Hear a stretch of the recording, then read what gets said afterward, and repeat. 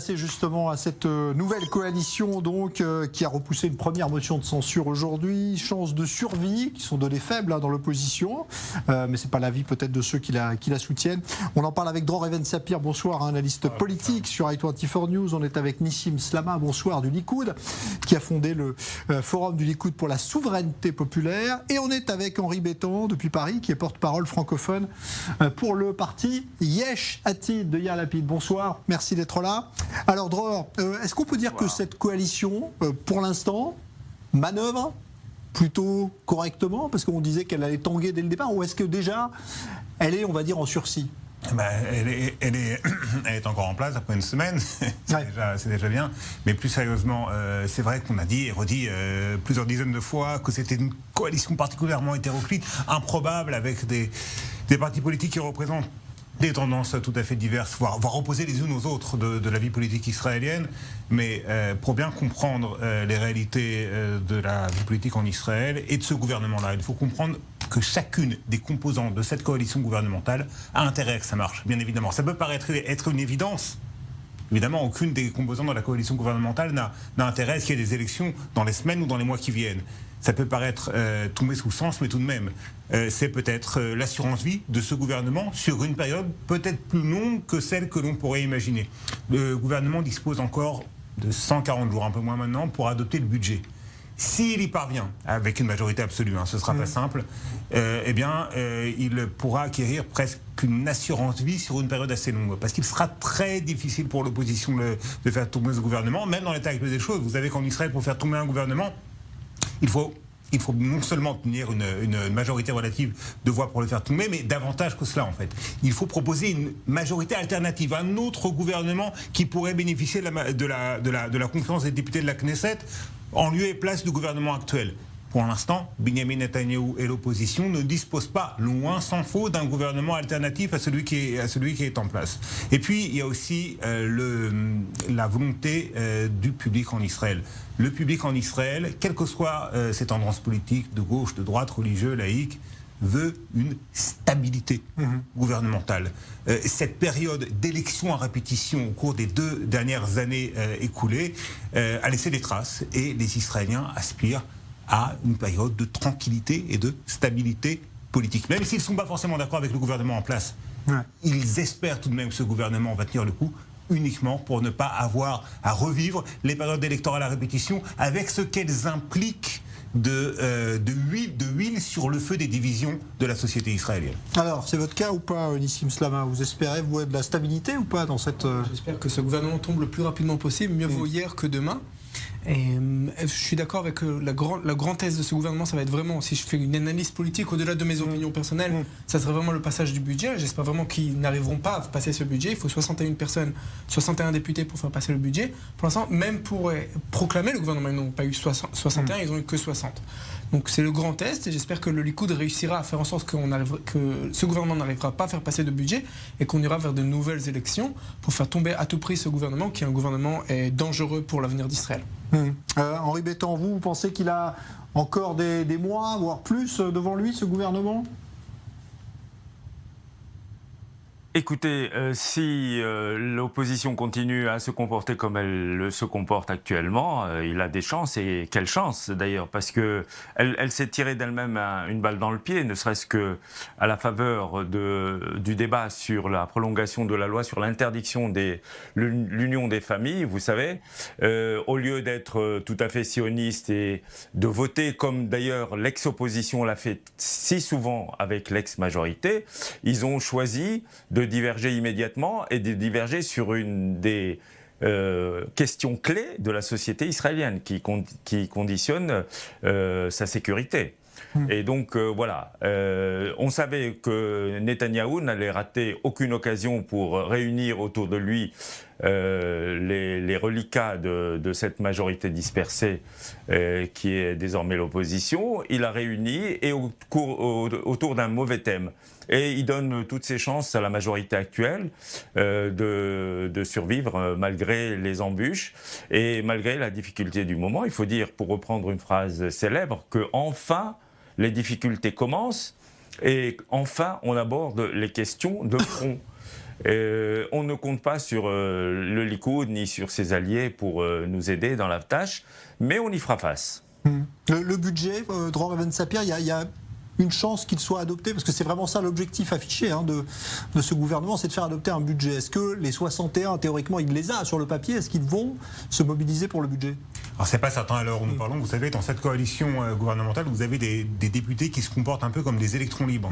Je pense par exemple, et surtout à lui en fait, au député bédouin, Saïd Al-Kharoumi, j'espère. Voilà, c'est celui qui n'a pas voté lors de l'intronisation. C'est lui qui n'avait pas voté au cours de l'intronisation, il n'avait pas voté contre, mais il s'était abstenu.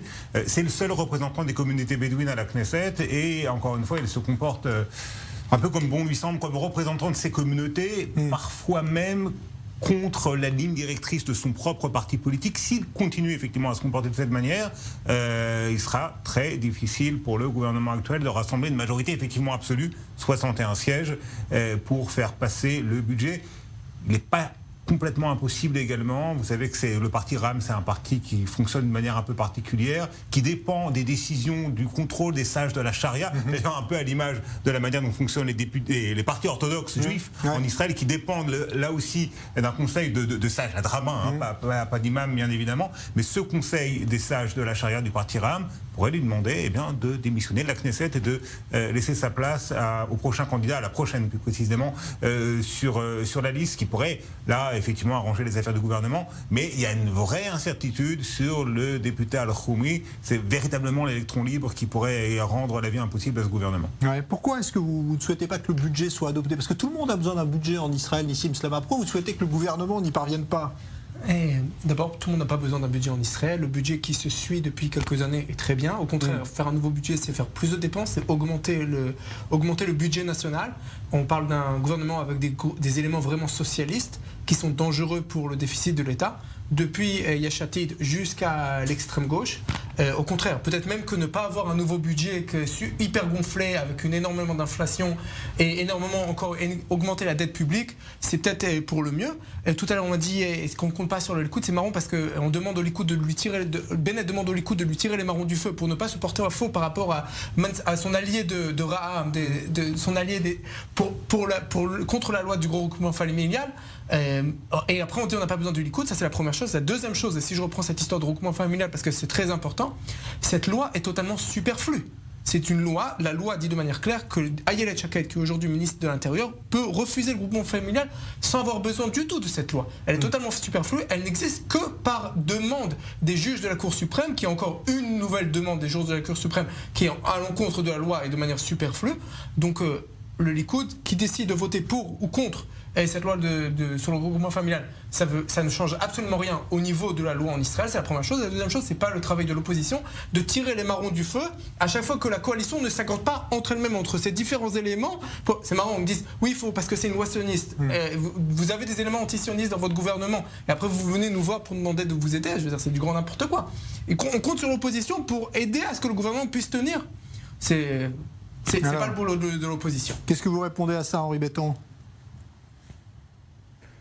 Écoutez, on n'a rien demandé au Likoud, seulement on lui a demandé d'être conforme à sa propre vocation, entre guillemets, à ce qu'il proclame publiquement, à savoir qu'il est ultra-sioniste. C'est l'exemple parangon du sionisme. Mais voilà, au premier écueil, il chute, il tombe. Et donc, si vous voulez, on n'a pas demandé au Likoud de voter pour ou contre, mais quand il s'agit de l'intérêt national, ça s'est tellement fait dans le passé. Il s'agit d'une question clé pour l'avenir d'Israël, on peut le dire, puisqu'il s'agit de sa population. Puisqu'il s'agit, en fait, pour être très clair, de prolonger une loi qui existe déjà, qui a été votée sous le Likoud. Et le Likoud se contredit lui-même en ne la votant pas. En ne votant pas sa prolongation. C'est lui qui est piégé, c'est pas nous. Et donc, la situation est telle qu'il est en train de se couler lui-même auprès de son public naturel, lui qui est le parangon de l'État d'Israël, le défenseur du sionisme, le défenseur de la nature juive de l'État d'Israël. Au premier écueil, il montre sa vraie nature. Je suis un peu désolé que M. Betton ne connaisse pas la situation juridique, ni de la loi, ni de celle du pays, et c'est pour ça que je vais répéter. On parle d'une loi qui est renouvelée chaque année, par demande dans les années... J'attends de vous que vous me donniez des leçons. Merci beaucoup. Il n'y a pas de problème, je vous les donne sans problème, avec plaisir. Et c'est une Oui, loi bien qui, sûr. depuis les années Et 2000, comment donc a été donnée. À l'origine, on n'a pas besoin de cette loi. Le ministre de l'Intérieur a toute l'attitude pour refuser le groupement familial. On n'a pas besoin de cette loi. On parle d'un avis de la Cour suprême qui a dit au gouvernement, vous pouvez faire ça que c'est sur un avis au niveau de la sécurité, donc on a besoin que vous fassiez une loi. Cette loi est tout à fait superflue, même si elle ne passe pas. Deux choses. Si elle ne passe pas, deux choses. D'abord, c'est toute la latitude est donnée à Ayelet Shaked pour refuser le groupement familial, même sans cette loi-là. Et deuxièmement, l'opposition, tous les partis de l'opposition ont proposé une proposition de loi qui a été proposée à l'origine par Ayelet Shaked elle-même, qui s'appelle la loi fondamentale sur l'immigration. Donc, au lieu de faire à nouveau cette loi qui est une mauvaise loi, que chaque année il faut refaire, etc., alors, il y a une critique contre le Likoud qu'il n'a pas fait jusqu'à maintenant. Je suis d'accord avec cette critique. Mais maintenant, il y a une majorité. Donc, Ayelet Shaked a proposé une loi il y a quelques années. Venez, votons-la tous ensemble. On a une majorité pour faire une vraie loi, une loi fondamentale sur l'immigration qui réglera tous les problèmes. Et on n'aura pas besoin chaque année de se prendre la tête. Et quelle sera la coalition et pas la coalition? Est-ce que Ram va voter pour? Est-ce que Ram va voter contre?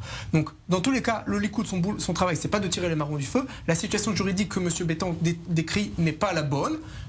J'aurais que droit de 30 secondes conclu là-dessus. Vous êtes d'accord ou pas? Ouais, C'est 30 secondes. difficile en 30 secondes. Simplement, sur cette question qui est effectivement extrêmement complexe, il y a en ce moment des tractations entre les différentes composantes de la coalition, les composantes les plus éloignées les unes des autres. Ram d'un côté, le parti de Naftali Bennett de l'autre, auquel appartient la ministre de l'Intérieur Ayelet Shaked, qui est effectivement en première ligne sur cette question. Il n'est pas impossible.